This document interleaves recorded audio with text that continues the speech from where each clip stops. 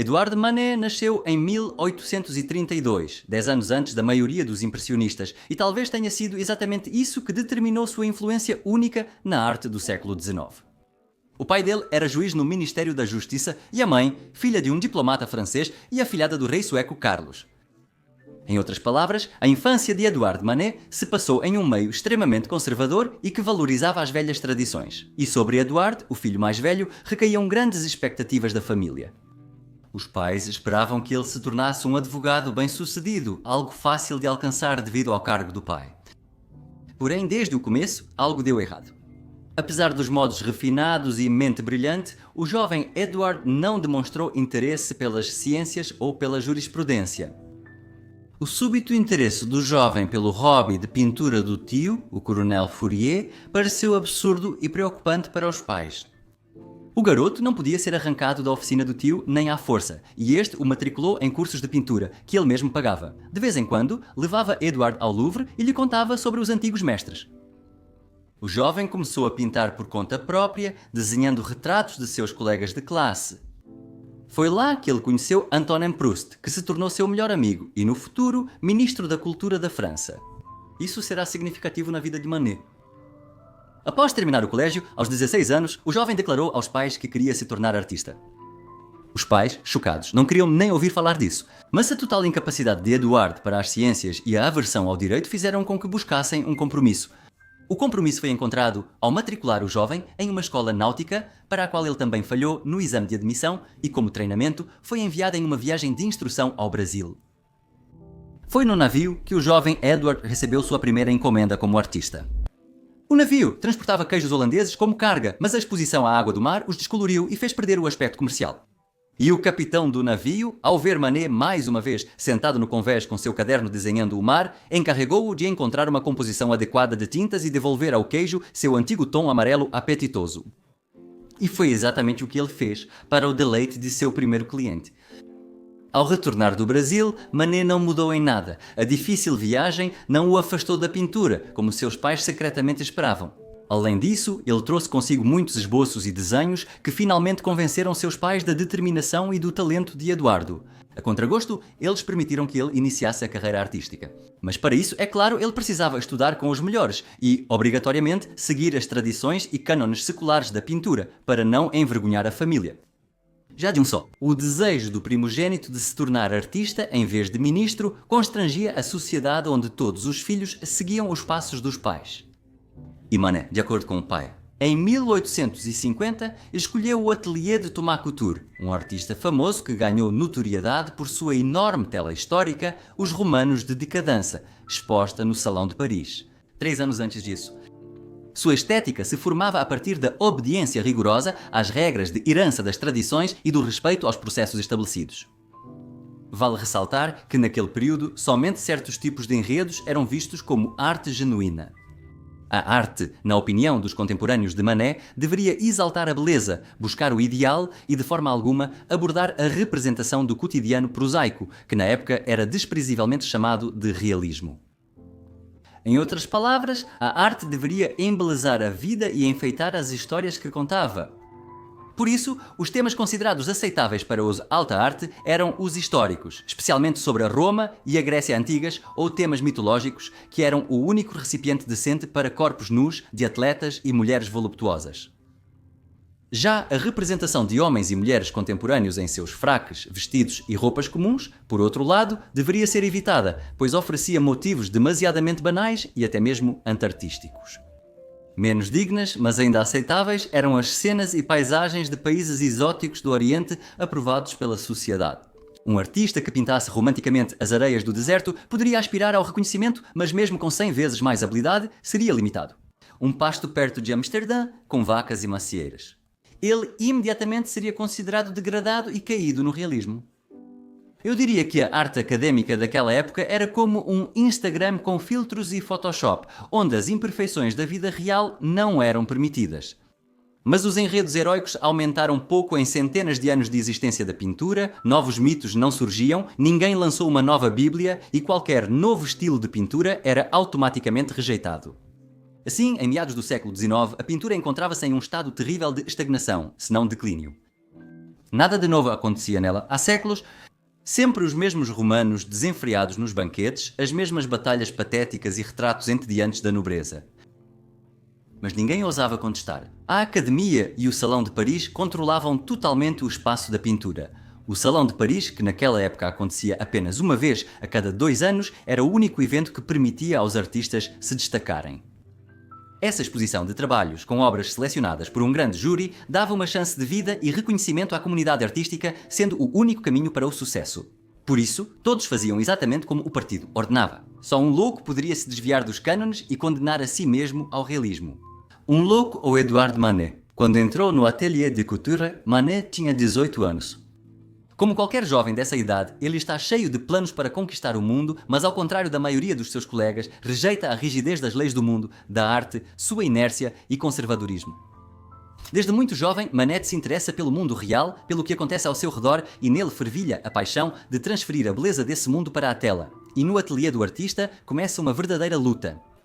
Manet se tornou um grande problema para o ateliê e seu professor. Até as modelos reclamavam dele. Na Grécia Antiga eram aceitos corpos femininos arredondados e masculinos musculosos. E as modelos vinham ao ateliê e assumiam, ao que lhes parecia, poses heroicas e expressivas que para o jovem Manet pareciam forçadas e cheias de afetação. As modelos, porém, orgulhavam-se de seus corpos e consideravam o sucesso de um quadro em que participavam também um mérito próprio. Por isso, quando algum jovem desconhecido tentava dar a elas poses mais naturais ou, horror dos horrores, cobrir sua beleza exuberante com drapeados, elas ficavam realmente indignadas. Assim, o jovem artista estava constantemente no centro de algum descontentamento. Um ano depois, Manet até rompeu com seu professor e saiu furioso do ateliê, mas a pedido do pai, voltou e pediu desculpas. Continuando a ser o mesmo incômodo para todos. E nunca aceitando os ideais do classicismo, que lhe pareciam vulgares. Em geral, houve um suspiro de alívio, quando, após 5 anos de aprendizado, em 1856, Manet finalmente deixou o ateliê. Ele tinha então 23 anos e, apesar do confronto constante com o professor, saiu de lá dominando plenamente a arte da pintura. E claro, assim que Manet saiu do ateliê, ele direcionou todos os seus esforços justamente para aquilo que seu professor tanto desprezava e que ele próprio desejava. A beleza da vida interessa a Manet. Ele não se interessa por bonecos de cera irreais, ele quer contar sobre a vida ao seu redor. Sendo uma pessoa de posses, ele viaja muito, vai para a Holanda, Itália, estuda as obras dos antigos mestres e se apaixona por Velázquez, cuja influência logo veremos em sua pintura. Em 1858, ele pinta a sua primeira obra independente, Menino com Cerejas. Um tema muito comum visto em qualquer rua. Veja, nesta pintura sentimos claramente a influência dos antigos mestres. Ele parece ter saído de um conto de mito grego. E já a próxima pintura dele, que Manet fez para o Salão de Paris em 1859, será uma declaração imprudentemente ousada do jovem artista. O amante do absinto nos mostra um bêbado enrolado em algum trapo, degradado, e ao lado dele um copo de absinto. O que você acha? Será que aceitaram um quadro com um bêbado de rua em um salão cheio de pinturas pomposas que exaltam a Roma antiga? Bem, é claro que não. O júri praticamente votou contra de forma unânime, incluindo o antigo professor de Manet, Couture, que ficou indignado por Manet ter se rebaixado ao realismo. Essa foi a primeira, mas longe de ser a última recusa na vida do artista, e logo você verá com que forte resistência as ideias de Manet irão se deparar. Participar do salão naquela época era como a estreia de uma jovem na sociedade. É como um primeiro round, uma demonstração de habilidade para o mundo, a primeira exibição do talento ao público, e a recusa do júri fere profundamente a confiança de Manet. Ele retorna ao classicismo e por um tempo não se arrisca em experimentos. Nesse período, manifesta-se pela primeira vez sua maneira característica de retratar corpos, parcialmente herdada de Velázquez, mas modificada. Olhem para o rosto da moça no quadro Retrato da Sra. Bruni, feito em tons pálidos, como se estivesse superexposto. Não há semitons, apenas pele clara e lisa, e sombras pouco profundas bem definidas. É exatamente esse estilo, sem sombras densas, que veremos em suas pinturas. É justamente essa característica que se tornará a marca registrada e a mais odiada das pinturas de Edouard Manet, deixando os rostos e corpos quase bidimensionais e luminosos. Mas é preciso atacar o salão, não há outra opção. Ainda não existe o salão dos recusados, nem exposições individuais, e o salão oficial é o único caminho para a fama. Em 1860 não houve salão, então só 2 anos depois, em 1861, Manet faz uma segunda tentativa e submete ao júri 2 pinturas, Retrato do Sr. e Sra. Manet e O Cantor Espanhol. Desta vez, ambas as obras são aceitas e 1861 marca o momento em que Manet entra em contato com o público pela primeira vez. O retrato dos pais era pequeno, mas o cantor teve sucesso. Nesta pintura já surgem as características de Manet, que posteriormente o tornarão famoso e escandaloso. Isso é novamente realismo, suavizado pelo fato de que o personagem do quadro ainda não pertence ao círculo parisiense típico. Ele está vestido com um traje nacional, o que lhe dá um ar teatral e romântico, mascarando o cotidiano. O que foi suficiente para o júri até conceder a Manet um prêmio honorário. Não se esqueça, ele ainda era de uma família respeitada. Théophile Gautier, escritor e crítico francês, comentou sobre a pintura. Nessa figura, em tamanho real, pintada com muita pasta, pincelada valente e cor verdadeira, há muito talento. Assim, Manet recebeu sua primeira e, por muitos anos, sua última crítica positiva. Em 1862, seu pai faleceu e deixou para Edouard e seus 2 irmãos uma verdadeira fortuna. E isso cria uma condição única, inacessível para a grande maioria dos artistas. Ele não precisa tentar vender seus quadros o tempo todo, nem se preocupar com a reação da comunidade artística. Seu bem-estar não corre nenhum risco caso não consiga vender algumas obras. Isso significa que ele tem liberdade para pintar do jeito que enxerga, deseja, como manda seu coração e vê em seus olhos. Motivado pelos elogios no Salão de 1861 e tendo alcançado estabilidade financeira, Manet se encorajou a participar do Salão de 1863, 2 anos depois. Ele apresenta uma pintura que causará um verdadeiro escândalo. Será rejeitada com indignação e marcará o início de um caminho infinitamente difícil para o artista. Vamos nos concentrar na pintura de 1862, que se tornará um marco importante não apenas no desenvolvimento do artista, mas de toda a pintura. Em 1862, Manet pinta o Jardim das Tulharias, retratando o Palácio das Tulharias, ponto de encontro da boemia 2 vezes por semana, com música, bebidas e conversas agradáveis entre moças e cavalheiros. Manet fazia parte dos círculos mais altos da burguesia e tinha acesso a esses encontros. Encorajado pelos elogios e tomado pelo desejo de pintar a vida como ela é, ele pinta um quadro que deixa todos os seus contemporâneos perplexos. Você provavelmente se lembra dos meus vídeos sobre Claude Monet e Renoir, que cenas da vida social ao ar livre logo se tornarão muito populares. Entre os impressionistas. Se ainda não viu, assista. E foi exatamente esse quadro de Manet que deu início a essa tradição. Mas em 1963, 11 anos antes da primeira exposição dos impressionistas, esse tipo de tema causou estranhamento no público. Cenas da vida mundana ao ar livre, naquela época, eram mais apropriadas para jornais, colunas sociais e fofocas. A grande arte nunca havia se voltado para elas. É como se você pendurasse na sua casa uma foto do jantar de uma família desconhecida. Quem realmente precisaria de uma foto dessas, além da própria família? Quem penduraria isso na parede? Por que gastar tempo criando algo assim? Além disso, Manet faz algo inédito nesta pintura. As figuras ao fundo ele indica apenas com alguns traços, enquanto o estilo acadêmico exigia que todos os objetos da pintura fossem retratados com o máximo de detalhes, independentemente do plano. Nesta pintura, Manet foi pioneiro em reproduzir o efeito de desfoque do fundo, que logo seria adotado como um princípio dos impressionistas. Mas até os rostos em primeiro plano só são percebidos quando olhados à distância, como ao observar pinturas impressionistas. Na essência, esta pintura é o primeiro broto de uma nova corrente, embora Manet não fosse um impressionista. A maneira de pintar é bastante clássica, mas as técnicas e a cena são aquilo que se tornará a semente das futuras mudanças que abalaram o mundo da arte. Exatamente nessa época, 4 futuros impressionistas, Claude Monet, Renoir, Sisley e Basile, se encontram na escola de Charles Glyer, se conhecem e formam um grupo que logo será chamado de os Intransigentes. Monet terá uma enorme influência sobre o impressionismo, e é por isso que decidi falar sobre ele antes de prosseguir. Compreender o papel dele é extremamente importante para os acontecimentos que se desenrolarão diante de nós.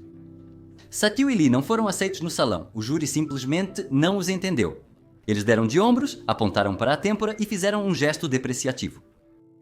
Mas desta vez, Manet, jovem, ousado, mas já financeiramente independente, não se deixou abalar e ele planejou algo completamente escandaloso. O Salão de 1963 se aproxima, Manet já tem 31 anos. Ele está trabalhando em uma pintura que será um dos 2 manifestos de uma nova era criados por ele mesmo. Ele decide conquistar o salão de assalto com uma pintura gigantesca de 2,5 metros por 2 metros, a maior que já fez. Este é O Almoço na Relva e ele trabalha nela por muito tempo, mas o júri rejeita a pintura mesmo assim e mais tarde vamos analisar juntos o porquê. Isso revelará muitos aspectos não óbvios daquela época. No entanto, a comissão este ano está tão rigorosa que rejeita quase 3.000 pinturas. E os jovens artistas levantam uma onda de indignação, em resposta à qual Napoleão, cujo governo estava à beira da revolução que pôs fim à monarquia, decide fazer um gesto nobre e organiza um salão paralelo no mesmo Palácio da Indústria onde acontece o Salão de Paris. E o público que veio ao salão, é claro, não conseguiu resistir à tentação de dar uma espiada. O que será que o júri rejeitou? O salão ficou conhecido como o Salão dos Rejeitados. E por causa do seu tamanho, o café da manhã na relva praticamente se destacava. No meio das obras de outros jovens artistas que usavam principalmente o tamanho padrão de 56 por 46 cm vendido nas lojas. Construir um gigante como o que Manet ousou fazer só era possível sob encomenda e isso custava muito caro e nem todo jovem artista podia se dar a esse luxo. Além disso, o novo estilo de pintura de Manet, que já havia chocado o júri, sem sombras pretas espessas, deixava o quadro muito mais brilhante que os outros, como se apenas dele tivessem removido a fuligem. E assim, os visitantes que vinham ao Salão dos Recusados praticamente davam de cara com a nova obra de Manet, que era 5 vezes maior e 2 vezes mais brilhante do que as outras. O que foi que começou aqui? A indignação do público e dos críticos não teve limites. O quadro foi criticado por muitos motivos que hoje pareceriam simplesmente ridículos para vocês. E agora mesmo nós vamos analisá-los. E o primeiro motivo é a técnica. A pintura clássica ensinava a separar objetos e planos nas telas através das transições de luz e sombra. Em suma, 2 cores diferentes não podiam coexistir lado a lado. Elas precisavam ser separadas por um escurecimento ou uma transição de cor. Manet, por outro lado, repare aqui nas costas da mulher, faz uma transição brusca de uma cor para outra, do primeiro plano para o fundo. As costas e a perna da mulher se destacam contra o fundo da floresta e as roupas do homem. E assim, Manet dá ênfase a ela, trazendo-a para o primeiro plano. E reparem, a cor da pele é muito clara, praticamente sem gradações. Manet achata o corpo dela, elimina sombras profundas e transições tonais e é justamente isso que cria o efeito de superexposição que se tornará sua marca registrada. Preparei uma comparação para vocês, como era feito normalmente e como Manet fez. Naquela época, as pinturas eram feitas principalmente em tons escuros, com preferência pelas sombras, e a obra de Manet, com a mancha clara e bem definida do corpo da mulher e as cores vivas, era percebida como algo gritante. Paul Mans, o crítico mais respeitado da época no jornal Belas Artes, condenou Almoço na Relva como uma pintura que, em sua profusão de vermelho, azul, amarelo e preto, representa uma caricatura da cor e não a cor em si. Também indignou o público o fato de que Manet não detalhava minuciosamente os elementos de segundo plano, como exigia o classicismo. Isso fazia a pintura parecer inacabada, descuidada e até mesmo inepta aos olhos do público e dos críticos da época. A segunda razão pela qual a pintura foi rejeitada foi a composição quebrada. Preste atenção, a mulher está olhando diretamente para nós, nossos olhos estão no mesmo nível que os dela, mas nesse caso a linha do horizonte deveria estar muito mais baixa. Afinal, nós espectadores estamos praticamente agachados. E acontece que Manet, por causa do fundo, elevou bastante o horizonte e criou um efeito de projeção invertida, que 30 anos depois seria usado pelos fauvistas e pós-impressionistas. Mas em 1963 ninguém fazia isso. Além disso, repare na mulher ao fundo, saindo da água. A essa distância, ela deveria ser muito menor, mas a perspectiva invertida meio que a trouxe para mais perto de nós e acabou parecendo que uma gigante de 3 metros está saindo da água. Assim, chegamos ao terceiro e mais importante motivo para a rejeição da pintura. No centro da composição, Manet retratou uma mulher nua em tamanho real na companhia de 2 homens. Quadros desse tamanho eram usados exclusivamente para temas elevados e idealizados. Contudo, em O Almoço na Relva, os homens trajam ternos escuros triviais e conversam entusiasticamente, ignorando a mulher. Eles não estão vestidos com roupas exóticas ou mitológicas, são apenas 2 homens da casa ao lado. E isso transforma a cena, sem dúvida, em algo realista. Na verdade, Manet tirou a ideia da pintura concerto do mestre veneziano Giorgione, praticamente copiando-a por completo. Preste atenção mais uma vez na diferença na representação dos corpos. Quão ricos em sombras são os corpos em Giorgione e quão pobre em sombras é a mulher na pintura de Manet. Contudo, há um abismo entre o Renascimento e a Paris moderna daquela época. O Renascimento é um ideal, ao qual são permitidas certas liberdades. Quem sabe que enredo romântico os génios renascentistas poderiam ter criado. Mas dois homens modernos e prosaicos em roupas comuns acompanhados de uma mulher nua, isso é simplesmente indecência. Onde já se viu nos dias de hoje uma mulher nua sentada em companhia de homens em um lugar público? Quem é ela? A mulher encara o espectador com ousadia, sem vergonha, sem timidez, como jamais faria uma dama. Isso intensifica a sensação de desafio, como uma luva atirada no rosto do espectador perplexo. Ela parece ser a principal desse grupo e não sente vergonha alguma de sua nudez. Inacreditável. No geral, Manet, querendo ser visto como inovador e repensar um tema clássico, nesta pintura quebrou praticamente todas as regras da pintura e da decência. E claro, os visitantes e críticos, ao visitarem o salão, não conseguiam tirar os olhos dessa escandalosa e monumental tela que dominava a exposição. O crítico Etienne escreveu: uma vadia nua, de rua, descaradamente se acomodou entre dois dandies de gravata e ternos urbanos. Eles parecem estudantes nas férias imitando os hábitos dos adultos. E eu tento em vão entender qual é o sentido desse enigma indecente. O triunfador do Salão de Paris naquele ano foi Alexandre Canabel com seu Nascimento de Vênus. Veja e avalie o quanto esses dois quadros eram diferentes e como Almoço na Relva destoava das tradições centenárias. Almoço na Relva se tornou o quadro mais famoso entre ambos os salões. Toda Paris falava sobre ele e zombava dele. Havia tantos boatos que o público ia em massa só para olhar para esse mau gosto e decadência. E Manet de repente ganhou uma fama estrondosa, mas não como inovador e talentoso, e sim como rebelde e excêntrico, e essa reputação indesejada iria persegui-lo por toda a vida. Essa reputação arruinará a vida do artista, mas é ela que o fará um exemplo para os futuros impressionistas e os inspirará em seus próprios experimentos. Falo sobre isso no vídeo sobre Manet e Renoir. Confiram, link na descrição. Nós vamos, aos poucos, desvendar todo esse novelo e em 6 meses prometo que vocês vão entender a arte do século XIX tão bem quanto qualquer especialista em arte. Inscrevam-se para não perder nada. Após uma seleção draconiana, 3.000 artistas, o júri do salão leva uma bronca de Napoleão por ser rigoroso demais e acaba suavizando seus critérios. Assim, no Salão de 1864, que passou a ser anual a partir de então. São aceitas as duas pinturas enviadas por Manet, embora passem despercebidas. São elas, Cristo morto com anjos e caridade. Além disso, elas estão bastante contidas e não perturbam o espectador com inovação ou realismo. E por isso, no Salão seguinte de 1865, Manet, encorajado pela mudança de atitude, se arrisca a expor uma pintura feita ainda em 1863 como par para o ousado Almoço na Relva. Esta é a famosa Olímpia. Dizem que Manet pintou a Olímpia para repetir e surfar na onda de polémica, mas isso não é verdade. Pelo contrário, ele a guardou e não a mostrou por quase 3 anos após o escândalo do Almoço na Relva, antes de apresentá-la ao público. E desta vez, o júri não ousa recusar e aceita a pintura no salão oficial. E logo eles vão se arrepender amargamente disso. Para acompanhar a Olímpia, Manet expõe Jesus sendo atormentado pelos soldados.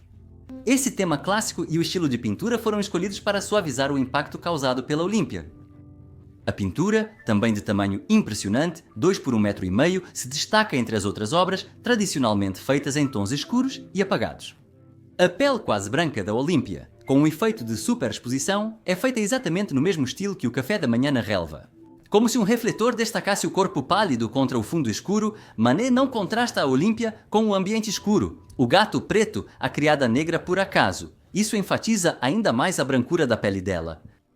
Os visitantes que chegam ao salão são imediatamente atraídos por essa pintura, mas infelizmente para a maioria do público, ela provoca repulsa e raiva. Agora vou compartilhar um detalhe crucial que ajudará a compreender integralmente a relação do público com a obra de Manet. A questão é que Manet foi o primeiro entre os artistas inovadores a se deparar com uma nova realidade. Até pouco tempo atrás, o salão era um evento extremamente reservado. Até 1855 ele acontecia em pequenas salas inacessíveis e era um evento semi-fechado realizado a cada 2 anos e destinado principalmente a um círculo restrito de artistas. Porém, depois da Exposição Universal de 1855 em Paris, um evento de conquistas técnicas e culturais mundiais, Um dos grandes pavilhões nos Campos Elíseos, ou seja, bem no centro de Paris, foi cedido permanentemente para o Salão e a partir de 1863 ele passou a acontecer anualmente. Até meados de 1860 o Salão tornou-se acessível ao grande público. Pela primeira vez na história, o acesso às obras de jovens artistas tornou-se possível não só para especialistas, mas também para o público em geral, que obviamente entendia pouco de pintura e se guiava por suas próprias emoções, por sua própria experiência de vida e principalmente pelo que os críticos diziam sobre as pinturas. Edouard Manet foi o primeiro artista inovador da história a ser alvo de críticas não apenas de profissionais, mas também do público em geral. E nós, pelos comentários online, sabemos bem o quanto a ignorância pode ser maldosa. Mas o que mais chamou a atenção nessa pintura foi o gato preto. Ele provocou uma verdadeira onda de descontentamento e zombarias, e vocês nunca vão adivinhar o motivo. Contarei sobre isso em breve, e vocês ficarão surpresos com o quão óbvio e ridículo tudo é. Por fim, Olympiade de Manet foi alvo de uma verdadeira tempestade de indignação. Uma coisa é um deslize isolado de um jovem artista ambicioso, como poderia ser atribuído ao almoço na relva, mas outra bem diferente é a repetição insistente de um ato ousado e quase bárbaro, uma provocação, um tapa na cara do bom gosto. O que irritou tanto o público desta vez? Já analisamos o novo modo de representar o corpo humano sem meios tons e sombras, não vou-me repetir. Mas além disso, o público achou o enredo absolutamente revoltante. Vou citar um trecho de um famoso artigo crítico. Nunca ninguém jamais teve que ver algo mais cínico do que esta Olímpia. É uma fêmea de gorila feita de borracha, retratada completamente nua na cama. Sua mão parece estar contraída por um espasmo obsceno. Falando sério, eu aconselharia mulheres jovens grávidas, assim como moças, a evitarem esse tipo de impressão. O que incomodou o espectador, primeiramente, foi a cor da pele e o porte físico da modelo. Talvez você não saiba, mas a borracha natural é branca, e é por isso que a Olímpia foi chamada de borracha. No classicismo era comum pintar a pele com tons suaves. Como eu já disse, a nudez só era permitida em enredos mitológicos. E para as mulheres nesse papel, havia apenas um único cânone de beleza reconhecido: corpo arredondado com quadris largos e seios pequenos. E de nenhuma outra forma. Na pintura de Manet, vemos praticamente uma figura de modelo com seios fartos, barriga lisa e pernas esguias. Essas formas eram vistas como provocativas, indecentes, vulgares, destinadas a despertar interesse sexual e não a admiração pela beleza.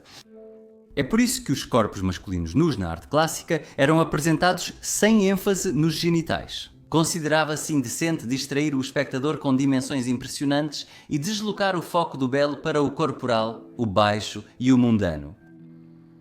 E aqui temos uma moça, exibindo descaradamente suas formas escandalosamente provocantes e olhando ousadamente diretamente para o espectador. E tudo bem se o enredo fosse alegórico, mas não. Vemos nos pés da moça sapatos modernos de salto e no pescoço uma fita como as que as jovens modernas usavam. Na cama, um gato, cuja moda na Europa só começou no século XIX, e uma criada oferecendo flores. Possivelmente de um cliente contente. Por meio de muitos detalhes, imperceptíveis para nós, mas que chamavam a atenção dos contemporâneos do artista, ele deixou claro que a cena se passa na França moderna e a moça não é ninguém menos do que uma cortesã. A sociedade britânica de Paris do século XIX simplesmente não poderia ignorar uma pintura tão escandalosa. Os visitantes do salão se aglomeravam em volta da pintura, gritando insultos, cuspindo e tentando estragar a tela com suas bengalas. O salão foi obrigado a colocar seguranças para conter a multidão enfurecida. Sendo o primeiro artista experimental da história a ser julgado pelo público comum, Manet enfrentou uma indignação tão cruel, desprezível e furiosa como nenhum outro artista antes dele havia enfrentado. Começaram a aparecer caricaturas do artista nos jornais. Ele passou a ser reconhecido nas ruas e as pessoas se viravam curiosas para observar o bárbaro que tentava desprezar o orgulho nacional da França, a escola de pintura. E quando ele entrava em um lugar público, imediatamente se fazia silêncio e todos o observavam como se fosse um animal exótico. Manet alcançou uma fama que nenhum outro artista havia conseguido antes dele. No final das contas, o salão foi obrigado a pendurar a Olímpia no canto mais distante e em uma altura tal que os espectadores descontentes não pudessem alcançá-la com suas bengalas. O crítico francês Jules Clarity relatou com entusiasmo que as garotas descaradas, saídas do pincel de Manet, finalmente encontraram um lugar onde nem mesmo a pintura mais vulgar havia estado antes. E quando o salão fechou em agosto, Manet simplesmente fugiu de Paris e foi para Madrid para se esconder do desprezo e da condenação. Em Madrid, no entanto, ele passou apenas algumas semanas porque a culinária local, depois de Paris, lhe pareceu horrível e ele literalmente teve que passar fome. Ao mesmo tempo, Claude Manet e Renoir em Paris se alimentam só de feijão e passam fome de verdade por causa da pobreza. Os caminhos e destinos dos artistas são tão diversos e fascinantes, não acha? E no ano seguinte, em 66, acontece o caso de Manet no salão. Mais uma vez recuando, ele apresenta ao salão duas pinturas deliberadamente contidas, o ator trágico e o flautista. Ambas as pinturas são magníficas, porém muito diferentes. Se, em O Flautista, Manet insiste em seguir seu novo estilo de retratar rostos, em O Ator, ao contrário, ele intensifica as sombras, as exagera, criando um efeito de tragédia. E isso é uma referência bastante óbvia ao classicismo, mas a comissão rejeita ambas as pinturas, praticamente sem olhar. Queimado pelo episódio com Olímpia, o júri submeteu Manet a um ostracismo cruel. Ele é criticado por artistas, evitado pelos críticos, desprezado pelo público e ele cai em um abismo de isolamento. Nesse mesmo ano, o jovem artista de 26 anos, Claude Manet, expõe no salão sua pintura Mulher de Verde, feita de uma maneira bastante tradicional. E o público, assim como muitos dos nossos contemporâneos, confunde Edouard Manet com Claude Manet. Edouard Manet começa a receber parabéns, afinal ele criou algo verdadeiro, nada chamativo, algo digno. Manet não compreende o motivo da rejeição de suas pinturas. Mas quando tudo fica claro, ele fica furioso e, ao encontrar Claude Manet, expressa toda a sua indignação. Assim se dá o primeiro encontro de dois grandes artistas. É assim que o jovem Claude Manet inesperadamente se torna conhecido pelo público e recebe seu primeiro reconhecimento. Mais detalhes no meu vídeo sobre Claude Manet. Mas, inesperadamente, em seu ostracismo, Manet encontra pessoas que pensam como ele. Em 1866, ele conhece Émile Zola, já famoso na época como publicista e fervoroso defensor das mudanças. Zola, que literalmente se apaixonou pela obra de Manet e publicava em uma edição anual sobre cultura, escreve um artigo em apoio ao artista. Vou citar algumas palavras desse artigo. Temos diante de nós um caso curioso, que em poucas palavras se resume ao seguinte: um jovem artista confiou ingenuamente em seus próprios olhos e observações e começou a pintar sem se importar com as regras inabaláveis da escola. As pinturas que ele criou se destacavam por uma incrível vivacidade, uma força que chocava os espectadores acostumados a métodos totalmente distintos. E essas pessoas, mesmo sem tentar entender o que as ofendia, atacaram o jovem artista, começaram a difamar seu talento, a duvidar de sua honestidade, fazendo dele uma espécie de palhaço que, para divertir os curiosos, lhes mostra a língua. É como se eu tivesse encontrado garotos na rua atirando pedras nas costas de Edouard Manet. Os críticos de arte, ou seja, os policiais, não cumprem bem suas funções. Em vez de acabar com a desordem, eles a incentivam. E que Deus me perdoe. Até me parece que vejo pedras pesadas nas mãos deles. Há algo de ofensivo nessa cena, algo que me entristece profundamente, a mim, um homem de fora, que segue calmamente com seus próprios assuntos. Luxuoso, não é mesmo? Mas Zola pagou caro por sua coragem. O público, que foi comparado a vândalos, fica indignado. Suspeitam que ele esteja comprometido e exigem sua demissão, o que acontece muito em breve. Zola perde o emprego por defender seu colega.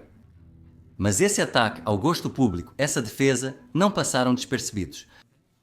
Outros jovens e ousados artistas, que também eram sufocados pela academia, encontraram em Manet seu líder, sua estrela capaz de se rebelar. Isso inspirou muitos que logo seriam conhecidos como impressionistas.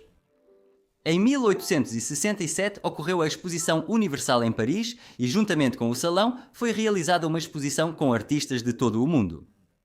Edouard Manet desejava muito participar da exposição, mas o júri rejeitou sua inscrição novamente. Ele acabou se tornando persona non grata no mundo da arte francesa. Mas eles mexeram com a pessoa errada. O artista não podia perder essa oportunidade, então conseguiu uma autorização e montou seu próprio salão perto da exposição e dos Campos Elíseos. Manet expôs 25 quadros, incluindo Almoço na Relva e Olímpia, em uma barraca. Manet acreditava que o público não percebeu seu talento, sendo influenciado pelas críticas dos especialistas.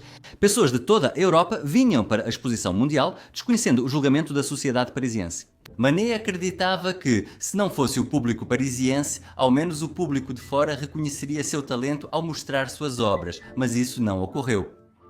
Críticos e o público novamente fizeram ataques mordazes, mas desta vez o alvoroço teve também um outro lado. Os esforços de Manet e sua fama escandalosa tornaram-se tão notáveis que a reação do júri do salão às pinturas apresentadas por Manet passou a ser, por si só, motivo de grande atenção da sociedade. Os parisienses se questionavam e apostavam se iriam aceitar ou não. O que mais esse louco vai aprontar este ano? E o júri, que já havia recusado várias vezes as pinturas do artista e estava sob a lupa da curiosidade pública, simplesmente não podia se dar ao luxo de recusar de novo, caso contrário, poderia ser suspeito de parcialidade. Além disso, havia também um interesse financeiro envolvido. Manet ficou tão escandalosamente famoso que o público simplesmente ia só para olhar e cuspir em mais uma de suas obras. E a entrada era paga. E ao ver a diferença entre a renda do salão com Manet e sem ele, o júri foi colocado diante de uma escolha difícil: tradição ou dinheiro. E claro, o dinheiro venceu, e no ano seguinte, em 68, ambas as pinturas apresentadas por Manet ao salão foram aceitas. Este é o retrato sincero de Émile Zola e a Mulher com o Papagaio, pintado com grande simpatia e extrema habilidade. O talento inegável do artista foi recebido com aprovação contida. Mas os críticos não podiam mudar sua opinião de uma hora para outra, então a Mulher com o Papagaio foi novamente ridicularizada. O público já caçava as pinturas de Manet. Ridicularizar seu estilo virou o passatempo favorito dos parisienses. Um escândalo ainda maior acontece no Salão de 1869, para o qual Manet novamente envia duas pinturas, A Varanda e Café da Manhã no Atelier. Desta vez, a varanda se tornou mais uma atração para a multidão. E agora vamos tentar nos colocar no lugar de um cidadão comum do século XIX, que nunca antes teve contato com a arte, muito menos com a arte experimental. Como eles e muitos atualmente julgam as pinturas. Para um espectador inexperiente existe apenas um critério: se parece ou não com aquilo que eles veem na vida real. Ou então, o que dizem os críticos? Manet então caiu em uma dupla armadilha. Primeiro, ele não detalha, como exigia o classicismo, os objetos secundários em suas pinturas. Ele se concentra na figura central e, para o público comum, o fundo e os objetos secundários parecem feios. Em segundo lugar, sendo adepto da pintura realista de retratar a beleza do cotidiano, Manet entra em um território onde todo leigo se acha um especialista. Afinal, todos já viram gatos, cachorros, papagaios e damas de vestido, tendo certeza de como devem ser retratados nas pinturas. A multidão ignorante, que não tem opinião própria sobre arte, só pode julgar por um único critério: a semelhança. E agora, como prometi, vamos voltar à Olímpia e olhar mais de perto para o gato. Manet a esboçou sem atenção aos detalhes, apenas para realçar a beleza do corpo da mulher, como jogamos almofadas bonitas no sofá. Mas o espectador despreparado, é claro, não entende isso e se apega à única coisa que pode avaliar: as semelhanças. Por isso, onde Manet foi apenas descuidado, eles veem um gato horrível e vesgo. E o mesmo acontece com a varanda. Onde você já viu uma varanda verde? Grita alegremente o público, já acostumado a tratar Manet com arrogância. E esse cachorro, ele pintou com o pé. Essas mulheres têm rostos desagradáveis e os vestidos amassados delas, isso é uma vergonha. Como uma mulher pode sair em público tão desleixada? Você provavelmente já se deparou na internet com especialistas de sofá que se apegam a algum detalhe insignificante, ignorando a ideia principal. Se você postar uma foto de uma flor do seu jardim, eles vão comentar que a avó deles cultivava flores muito mais bonitas. Se você postar uma foto de um bolo que assou, eles com certeza vão criticar a perfeição da rosa de creme que você acidentalmente amassou com a mão. Essas pessoas não conseguem se segurar e precisam jogar uma pedra em quem faz algo bem, porque só assim conseguem se sentir superiores a essa pessoa. Foi assim que Manet foi o primeiro entre os artistas a se deparar com os críticos de sofá, ignorantes, mal educados, que não entendem nada de arte, mas acham que têm o direito de julgar. Afinal, quem sabe como era na Grécia Antiga, no que eles se vestiam por lá? Mas quando o assunto é vestidos e varandas modernas, todos são especialistas. Nada mudou desde então, certo, amigos? No entanto, a polêmica em torno da obra de Manet também trouxe frutos inesperados, embora não fossem exatamente os que o artista desejava. Ele ganhou a fama de rebelde e debochado, alguém que desafiava todas as tradições. E isso atraía jovens artistas para ele como mariposas à luz. Foi exatamente nessa época que Manet conheceu um grupo de jovens pintores que se autodenominavam os intransigentes. Eram Claude Monet, Sisley, Renoir e Basile. Eles começam a se encontrar em cafés, conversar, discutir e se apoiar. Todos eles, rejeitados por sua ousadia pela academia e desprezados pela sociedade, precisavam desesperadamente uns dos outros e das mudanças que já estavam mais do que maduras. E ao mesmo tempo, Manet conhece Berthe Morisot, a primeira artista impressionista. Foi ela quem ele retratou na varanda. Ela era uma mulher muito bonita, de boa família, com uma sensualidade única e um talento extraordinário. Ela se tornou amiga da família dele e, um pouco mais tarde, se casaria com o irmão dele. Berthe Morisot será a protagonista do meu próximo vídeo. Inscreva-se para descobrir como era para uma mulher inovadora naquela época, se até mesmo os homens eram quase esquartejados pelo menor pensamento livre. Para os impressionistas, Manet fez o mais importante. Ele lançou a moda de explorar o mundo real e vivo. Foi com ele que Claude Monet adotou o estilo de pintar em tons claros. Degas se tornou adepto de cenas da vida real e Berthe Morisot absorveu e transformou seu estilo. O ponto de encontro deles virou o Café Gerbois. Manet, que morava próximo, ia lá à noite frequentemente. Toda sexta-feira, uma mesa reservada para os jovens artistas virava um campo de batalha de ideias. Permitam-me, novamente, um breve desvio para que possam se aprofundar na atmosfera daqueles dias.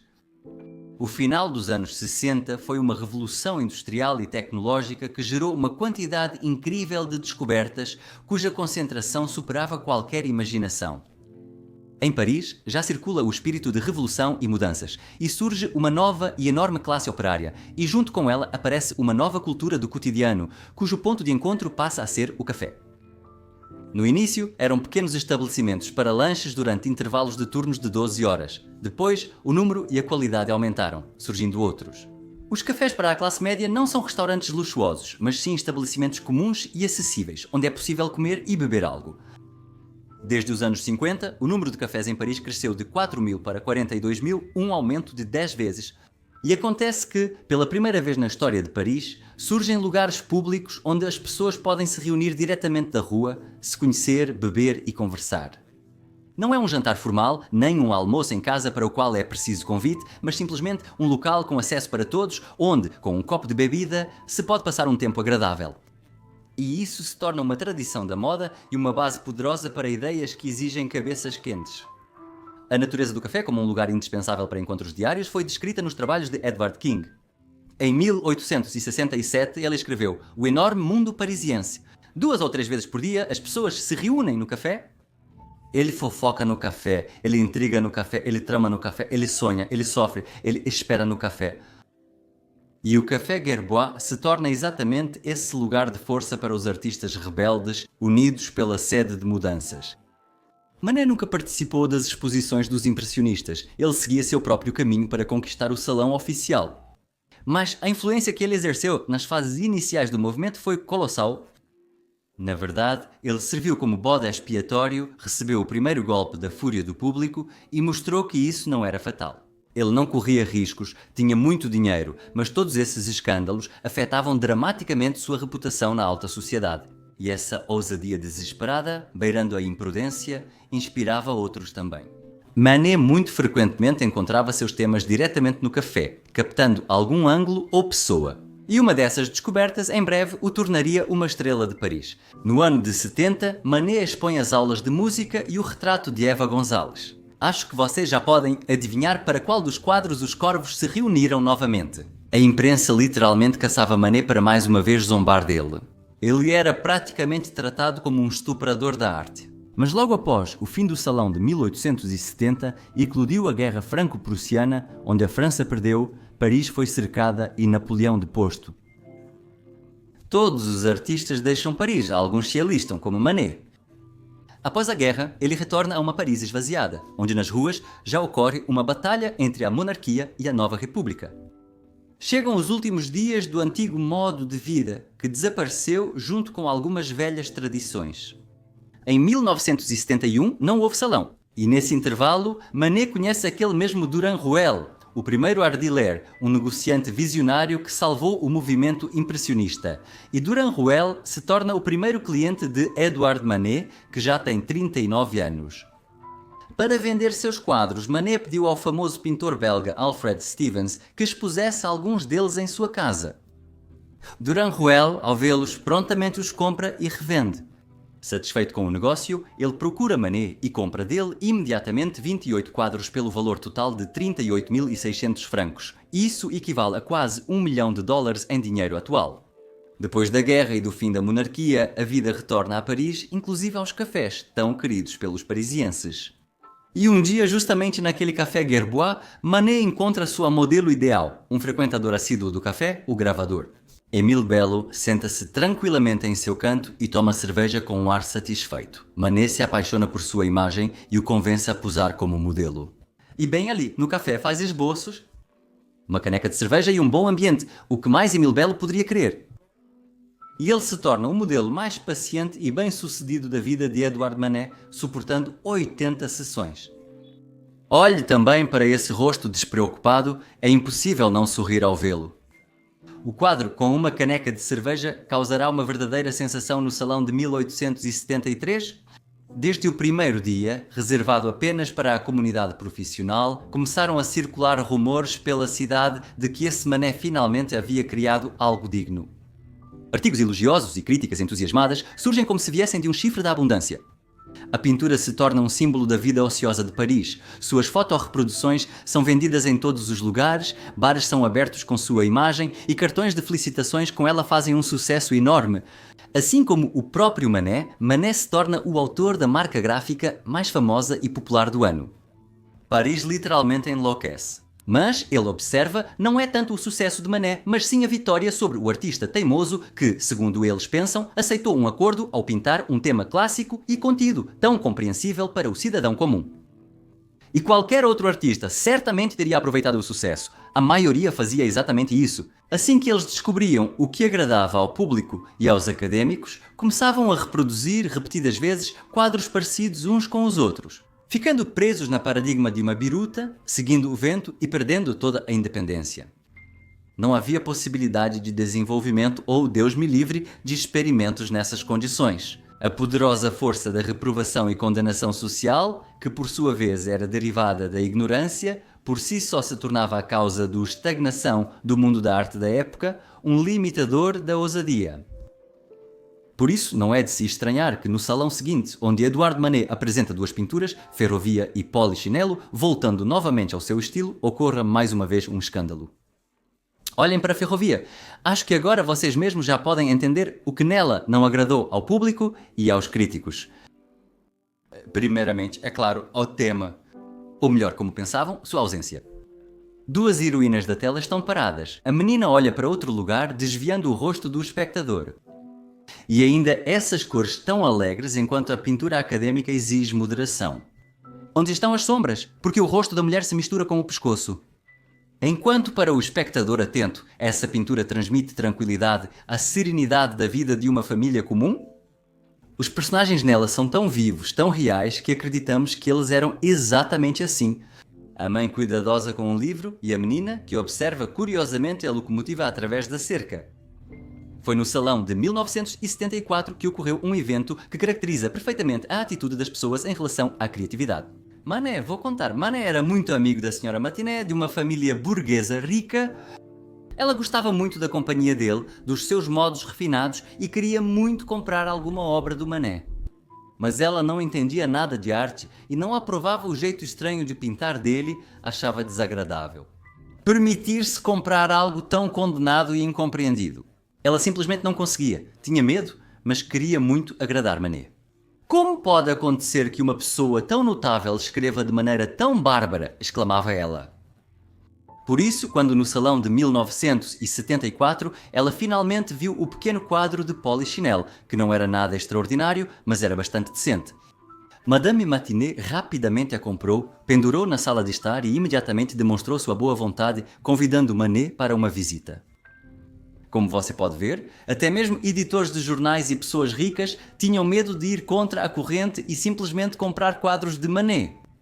Você consegue imaginar a coragem que uma pessoa da alta sociedade precisa ter para pintar esses quadros ano após ano, enfrentando o ostracismo? Já estamos em 1874, ano da primeira exposição dos impressionistas. Os jovens artistas, aqueles mesmos inconformados, amadureceram, se formaram e estavam prontos para desafiar o velho mundo da arte e suas regras. E o estilo e a abordagem deles, embora em grande parte inspirados pela obra de Edouard Manet, eram muito mais radicais. Não vou entrar em detalhes sobre isso, falo sobre isso nos meus vídeos sobre os impressionistas Claude Manet e Renoir.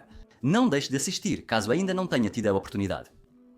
Agora vocês conseguem imaginar ainda mais claramente como a sociedade poderia ter reagido à exposição desses novatos, se até mesmo Edouard Manet os achava desagradáveis. Os impressionistas enfrentavam dificuldades, mas até 1875 Manet já quase havia esgotado a herança que recebeu de seu pai. Suas pinturas quase não eram compradas e ele precisava muito de dinheiro, mas entendia que seus amigos impressionistas precisavam ainda mais e continuava ajudando-os. Nesse ano, ele vai até Clos Manet em Argenteuil e volta desanimado. Ele escreve para seu amigo Teodoro Duret: "Ontem fui até Manet. Encontrei-o arrasado e completamente fora de si. Ele me pediu para encontrar alguém que comprasse dele, à sua escolha, 10 ou até 20 quadros por apenas 100 francos cada. Você quer que façamos um acordo juntos? Ou seja, 500 francos para cada um? Claro, ninguém, e principalmente ele, vai saber que somos nós que estamos fazendo esse negócio. Eu pensei em contar para ele sobre um comerciante ou algum amador, mas vejo a possibilidade de recusa. Cá, infelizmente, você precisa ser tão entendido quanto nós para fazer, apesar da sua possível resistência, um ótimo negócio e ao mesmo tempo prestar um serviço a uma pessoa talentosa. Responda-me o mais rápido possível ou marque um encontro comigo." Imagine, o próprio Claude Manet implorava para vender suas pinturas por apenas 100 francos. Os impressionistas, vaiados pelo público, eram tão rejeitados que os colecionadores se recusavam até a aceitar suas pinturas de graça, achando que isso desvalorizaria suas coleções. Para eles, era como colocar um par de galochas feias na prateleira junto com sapatos elegantes. Ainda faltavam 15 anos para o triunfo dos impressionistas e só Durand Ruel comprava suas pinturas sem a menor esperança de vendê-las. Mas o próprio Manet, simpatizando com as ideias dos futuros impressionistas, seguia seu próprio caminho. Eles eram paisagistas, mas ele se interessava pela vida. Ele também pintava muito ao ar livre, mas a própria natureza era para ele apenas uma moldura que emoldurava as figuras humanas. No entanto, a influência das ideias impressionistas era forte, e para o próximo salão, Manet planejou dar um golpe. Uma grande pintura feita ao ar livre.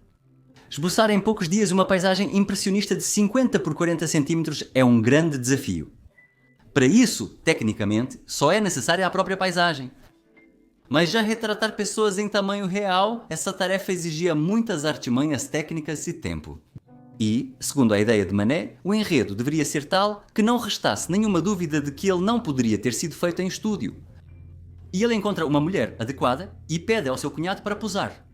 Ele os coloca em um barco com o rio Sena ao fundo e começa a pintar um quadro de 1,5 m de altura por 1,15 m de largura, tentando capturar toda a plenitude das cores que um dia ensolarado no Sena oferece e transferindo para a tela aquele brilho que é impossível de ver nos ateliês e que os académicos, que nunca saíam de suas oficinas com um pincel, tanto detestavam. E veja, essa pintura é muito mais impressionista. Olhe para o vestido, ele já não está pintado de forma meticulosa. E olhe para os rostos, as manchas de sombras e de luz do sol. Isso é o verdadeiro impressionismo. A água, claro, não sai tão bem quanto a de Monet, mas é uma tela intensa, viva e vibrante. E o que você acha? O público vai gostar? E o que exatamente vai causar mais agitação? Claro que, no salão, o público achou a pintura brilhante demais. A recusa de Manet e dos impressionistas em usar sombras pretas, inevitáveis na penumbra dos ateliês, destacava o quadro entre os demais. Era como se tivessem tirado uma camada grossa de poeira dela, e o público se aglomerava ao redor, reclamando que ela simplesmente machucava os olhos com sua paleta vulgar. Mas o que mais indignou os espectadores foi a água. Onde já se viu água de um azul tão intenso? Indignava-se o público. E de fato, se olharmos para a água, ela é transparente, mas é o reflexo do céu azul brilhante na superfície da água que lhe dá essa cor azul. E esse efeito foi emprestado dos impressionistas que o chamaram de reflexo. Normalmente, nosso cérebro limpa a cor dos objetos da influência da iluminação.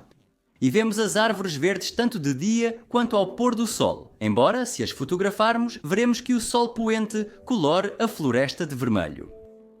De modo similar, o céu azul reflete um tom azulado na água, mas o cérebro automaticamente ignora isso e continua vendo a água como transparente ou amarronzada. Naturalmente, o cidadão comum do século XIX não estava pronto para tal reviravolta mental. Eles queriam uma água turva de pântano, como era o Senna naquela época.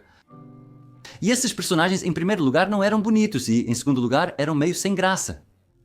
E o que eles fazem lá, além de apenas sentar? Acho que eles teriam gostado mais se Manet tivesse colocado um piano bem no meio do barco. Isso criaria uma cena compreensível, exatamente o que o público queria ver. O público não compreendia que retratos podiam ser feitos apenas por admiração por uma sombra ou composição. Hoje em dia, é difícil compreender o motivo de uma reação tão feroz ao quadro Concorde. E é muito importante percorrer todo esse caminho junto com o artista e entender o clima da multidão para aprender a enxergar onde estava a inovação e a originalidade nas pinturas dos gênios do século XIX e por que elas são tão valiosas. O júri do salão, furioso, quis atingir Manet da forma mais dolorosa possível. Até quando isso vai continuar? Nós o toleramos por 10 anos inteiros, mas apesar da nossa paciência, ele é incorrigível. Primeiro, ele profanou o nu com aquela sua Olímpia e agora levou a tela para a natureza, tirou-lhe as sombras e ainda tem a ousadia de mostrar esse espetáculo colorido ao respeitável público. Além disso, ele gerou uma verdadeira ninhada desses monstros impressionistas que todos os dias trazem de seus ateliês ao ar livre quadros cada vez mais gritantes e desleixados. Ele precisa ser punido. O alvoroço foi tão grande que no ano seguinte, em 76, o quadro de Manet foi recusado no salão. E para o salão, ele apresentou um quadro absolutamente encantador e muito impressionista, chamado Belé. Olhem para essas sombras, para as manchas de luz, para a pincelada claramente visível e vocês verão a influência colossal do impressionismo. Irritado e chateado com a recusa, Manet decide organizar uma exposição de suas pinturas em seu ateliê. E a fama do artista nesse momento era tanta que multidões de pessoas começaram a ir até lá. Tornou-se moda visitar o ateliê dele. Ano após ano, com persistência e determinação, Manet acostumou Paris ao fato de que ele era uma figura importante. O júri errou completamente em sua avaliação. O ateliê de Manet se tornou o passatempo cultural mais popular de Paris. As pessoas iam à exposição de bom grado, apesar dos frequentes comentários venenosos no livro de visitas. Além disso, a imprensa ficou do lado de Manet. Suspeitando da falta de objetividade do júri do salão, a imprensa, é preciso reconhecer, atacou o júri com acusações. E por isso, no ano seguinte, as pinturas de Manet, desta vez ambas feitas no ateliê, foram novamente aceitas. Embora uma delas, Nana, baseada no romance de Émile Zola, tenha sido posteriormente retirada por representar claramente uma cortesã. O desejo de Manet de ver e retratar a vida real como ela é, ainda continuava a lhe causar problemas. Manet tinha uma persistência incomum. Embora, aos poucos, os setores mais progressistas da sociedade estivessem apoiando-o, ele sofria muito com a falta do reconhecimento que sabia merecer. Ele se consolava com os comentários dos amigos e da imprensa, mas isso não mudava a situação. Sendo um verdadeiro parisiense, ele não podia viver em nenhum outro lugar além de Paris. Ele precisava da sociedade, dos encontros, todo o seu ser ansiava pela alta sociedade e ele queria muito ser finalmente aceito. Ele via diariamente artistas menos talentosos, porém mais obedientes, sendo elogiados e desfrutando de fama e riqueza. E ele próprio gastou quase toda a sua fortuna para mudar a arte. Mostrar a Paris que a verdadeira beleza não está em enredos míticos e heróicos inventados, mas sim na vida simples ao virar da esquina. Na menina observando o trem sob o brilho do sol, no vestido da mulher, no guitarrista espanhol. A beleza não precisa ser inventada, não precisa ser enfeitada. Ela está aqui agora, basta estender a mão e apagar o véu de sombras trazido pela penumbra dos ateliês quase cegos. Para o salão de 1880, Manet envia 2 pinturas, uma feita ao ar livre e outra no ateliê. São elas, No Papai Latil e o retrato de Antonin Proust, seu velho amigo dos tempos de escola, que já se tornou ministro da Cultura. E então vieram as mudanças em 1881. Na organização do salão acontece uma verdadeira revolução.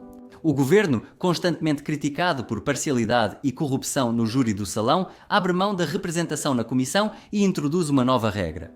Os membros do júri não são escolhidos apenas entre os artistas consagrados, mas sim por votação geral dos artistas que participam do salão.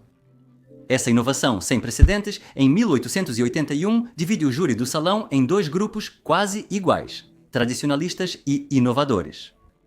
Para esse salão, Manet enviou o retrato de Pertuisier, um famoso caçador de leões, e nele ele adota pela primeira vez, dos impressionistas, as sombras coloridas. Ao ver esse efeito em Claude Monet, Edouard Manet sai correndo no inverno para a neve e percebe que as sombras na neve realmente têm um tom levemente violeta. Impressionado, ele decide reproduzir essa descoberta e pinta esse retrato. De acordo com a tradição, a comissão do salão fazia uma primeira visita à exposição para escolher os candidatos aos prêmios. Havia dois prêmios principais, o primeiro e o segundo. Ambos permitiam ao artista expor no salão pelo resto da vida, sem necessidade de concurso ou júri. Quando a comissão chegou ao retrato de Manet, começou uma discussão acalorada entre aqueles que queriam incluir Manet na lista de candidatos e aqueles que eram contra. E o presidente da comissão, Canabel, que pertencia ao grupo dos tradicionalistas, declarou, ironizando e certo de que, com uma votação ampla, a pintura não seria aprovada. Senhores, talvez entre nós não haja uma única pessoa que pudesse pintar esse rosto da mesma forma, insinuando que todo o resto não merece atenção. E a pintura de Manet foi incluída na lista. Quando ocorreu a votação, a obra de Manet ficou a 2 votos de ser aprovada, começou uma discussão acalorada e os apoiadores de Manet conseguiram praticamente forçar 2 artistas a mudarem seus votos.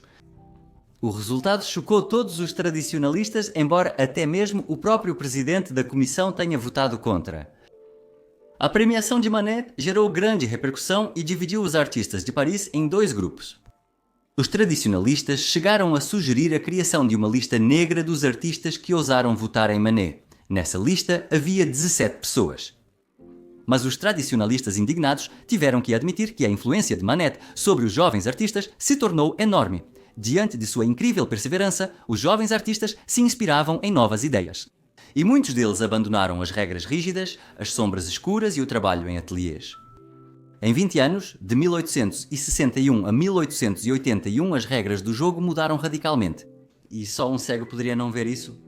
A pintura antiga duraria apenas mais 10 anos, mas a nova já a alcançava. Aos 49 anos, Edouard Manet finalmente recebia seu merecido reconhecimento. Tradicionalmente, os artistas que recebiam prémios no salão também ganhavam automaticamente a Ordem da Legião de Honra. Apesar de ser uma mera formalidade, Manet encontrou resistência ao receber essa premiação banal.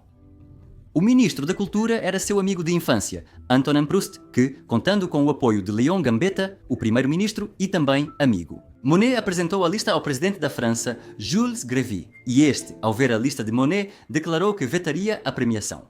Imagine, até o presidente da França era contra Monet, mas Léon Gambetta discordou. O senhor presidente foi obrigado a lembrar que cada ministro tem o direito de escolher o cavaleiro para a ordem do seu ministério, e o Presidente da República apenas assina o decreto. E tendo recebido tal resposta, o Presidente assinou o decreto de premiação de Manet. Manet ficou radiante. Essas premiações são banais por si só, dadas as circunstâncias de 20 anos de luta e recusas. Tecnicamente, proibiam que ele fosse impedido de participar do salão. E do ponto de vista da sociedade, e, o que não é menos importante, da alta sociedade, obcecada por convenções e tradições, reabilitaram o artista, elevando-o ao status de respeitado. Esses prémios ao mesmo tempo simbolizavam o triunfo da estética sobre tradições há muito ultrapassadas, sob as quais as cadeiras já balançavam há tempos. Manet estava extremamente feliz. Como forma de agradecimento, ele fez uma visita pessoal a cada um dos 17 artistas que votaram nele e agradeceu. No ano seguinte, em 1882, Manet expõe no salão, pela primeira e última vez, sem precisar passar por concurso. Nesta exposição, ele apresenta o Bar Folies Bergère, sua última grande pintura, enquanto a doença o aflige há 3 anos. Em 1879, ao sair do ateliê, ele teve uma crise e caiu. Foi uma paralisia do centro nervoso, ataxia, uma doença incurável, que em 3 anos o prenderia a uma cadeira. Ele não pode mais andar, mas ainda consegue escrever, embora grandes temas e pintar ao ar livre não estejam mais ao seu alcance. Mas é claro, ele não podia aceitar essa situação, privado de movimento, justamente quando havia acabado de conquistar tudo pelo que percorreu um caminho tão longo. As pernas que por tanto tempo e com tanto sofrimento o levaram até o objetivo, traíram-no assim que ele o alcançou. Ele enlouquecia, tentando desesperadamente se livrar da doença. Ele poderia viver muito mais com sua doença, mas para ele não bastava apenas viver. E ele recorre a vários curandeiros e envenena o corpo com todo tipo de porcaria na esperança de melhorar. Ele toma esporónia, que traz alívio temporário, mas exige doses cada vez maiores e, no final das contas, ele acaba tendo uma infecção no sangue. Em abril de 1883, Manet começa a ter gangrena na perna. Ele tem a perna amputada, mas depois da operação ele não se recupera, ficando inconsciente por 17 dias. Ele morreu em 30 de abril de 1883, aos 51 anos de idade. Cercado por amigos e família, apenas um ano após o reconhecimento, sem nunca ter visto isso em sua totalidade. Porque, para isso, ele teria que viver mais 30 anos inteiros. Mas ele certamente teria se animado já em um ano e em 10 anos teria chorado de felicidade, porque os amigos não podiam permitir que seu legado permanecesse condenado. Após a morte de Manet, os amigos organizaram uma exposição leilão póstuma em sua homenagem. Isso era comum para artistas famosos, mas com Manet tudo saiu diferente do planejado para aqueles que não gostavam dele. Segundo a ideia dos amigos, era preciso encontrar um local prestigiado para a exposição, para que o próprio lugar desse importância ao evento. Antonin Proust, deputado, e Théodore Dure, melhor amigo de Manet, assumiram a responsabilidade. Como local, eles escolheram a Escola de Belas Artes, uma instituição extremamente respeitada. Dure foi até o diretor da escola, mas recebeu uma recusa categórica. Não haverá nenhum Manet na Escola de Belas Artes. A recusa era esperada, mas os amigos precisavam dela para recorrer a instâncias superiores ao diretor. Ao próprio ministro da Cultura, que na época era Jules Ferry. Nesse momento entrou em cena Proust, ex-ministro da Cultura e membro da Comissão Orçamentária, que destinava verbas para a arte. Suas decisões sobre o orçamento, inclusive para a Escola de Belas Artes, tinham força incontestável. Jules Ferry ficou chocado com o pedido, mas, encurralado, acabou não se atrevendo a recusar Proust, por motivos puramente pragmáticos. Descontentes, os amigos não pararam por aí e decidiram convidar o presidente para a exposição, demonstrando seu desagrado. Isso seria uma grande honra. Mas o presidente da República, embora falasse com muito carinho sobre o pai de Manet, com quem trabalhou junto, mesmo assim respondeu que seria imprudente para ele, como presidente da República, visitar a exposição de uma pessoa tão impopular como Manet. O espaço para a exposição foi concedido e os amigos reuniram toda a nata do novo pensamento parisiense, incluindo artistas e escritores. Ao todo, 26 pessoas se juntaram para formar o comitê organizador e promover a exposição em memória do amigo. Eles tinham uma triste vantagem, não precisaram reunir as pinturas de coleções e museus, quase todas as obras de Manet, não compradas por ninguém, estavam em seu ateliê. Para a exposição foram selecionadas Olímpia, o Amante de Absinto, Almoço na Relva, a Varanda, Argenteuil, todas aquelas pinturas que provocaram o maior número de zombarias durante a vida de Edouard Manet. Quando um artista morre e todas as suas pinturas são alinhadas, fica imediatamente visível o quão versátil era o seu talento. Se um artista pinta sempre o mesmo, seguindo uma tendência, isso pode passar despercebido em vida. Porém, quando quadros semelhantes são expostos lado a lado, a limitação do repertório se revela imediatamente. E como você pode imaginar, isso nunca poderia acontecer com Manet. Uma exposição póstuma das obras de um artista sempre se torna uma prova decisiva que dá o veredito final com o polegar para cima ou para baixo. A exposição das obras ocorreu em janeiro de 1884 e teve uma cobertura surpreendentemente ampla na imprensa. Não, a imprensa e os críticos ainda não se atreviam a elogiá-lo por muito tempo. Eles zombavam dele e agora caíram na armadilha dos próprios erros. No entanto, eles já não recorriam ao deboche e às caricaturas, reconhecendo com cautela que Manet era um verdadeiro artista. Mas o mais surpreendente e sensacional aconteceu quando, após a exposição, começou a venda das pinturas. Os organizadores tentaram atrair colecionadores e instituições de arte para o leilão, mas recebiam recusas constantes. Nenhuma organização queria ser a primeira a se arriscar a pagar dinheiro pelas pinturas do louco dissidente. Mas toda a trajetória de Monet, com seus escândalos, o tornaram tão famoso que até os cães em Paris conheciam seu nome. E a notícia sobre a venda das pinturas despertou a curiosidade geral. Será que alguém teria coragem de comprar, de pagar dinheiro pelas obras dele? E já no primeiro dia de vendas, o salão do hotel onde acontecia o leilão ficou literalmente lotado de gente. Eles se amontoavam como sardinha em lata nos corredores e na rua. Os leiloeiros tinham que trabalhar no meio da multidão. Todos queriam ver se as pinturas ficariam sem comprador, como aconteceu com os impressionistas, ou se seriam vendidas por uma ninharia sob risadas e vaias da multidão. Nenhum grande colecionador estava presente no leilão, mas quando o leilão começou, inesperadamente descobriu-se que havia pessoas desconhecidas da rua na sala que, no entanto, tinham dinheiro. Eles reconheciam o talento de Manet e queriam ter suas pinturas. Houve uma grande disputa por todas as obras. Lembra como Manet comprou secretamente 5 quadros de Claude Manet por 100 francos, cada um para ajudar o amigo? E totalmente de surpresa para todos, além de outras pinturas, Bart Fally-Berzer ganhou 5.800 francos. O pai Latouille 5.000 francos, a varanda 3.000, a roupa de cama 8.000. A Olímpia foi vendida por 10.000 e a Argenteuil por impressionantes 12.000 francos. No total, os compradores pagaram 116.000 francos, o que equivale a quase 3 milhões de dólares em dinheiro atual. Paris ficou chocado. Nem mesmo artistas renomados e consagrados ganhavam valores tão impressionantes. O público, que veio para rir, saiu confuso, sem entender o que havia acontecido. No entanto, o teste final e o exame mais importante foram superados e o mundo real, que Manet tanto gostava de retratar, deu seu veredito com o polegar para cima.